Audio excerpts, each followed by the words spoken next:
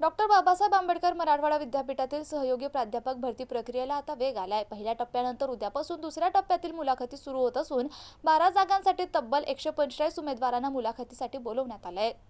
Doctor Babasaheb Ambedkar Marathwada विद्यापीठाच्या मुख्य परिसर आणि धाराशिव परिसरातील अनुदानित विभागांमध्ये 67 प्राध्यापकांच्या भरती प्रक्रिया सुरू आहे।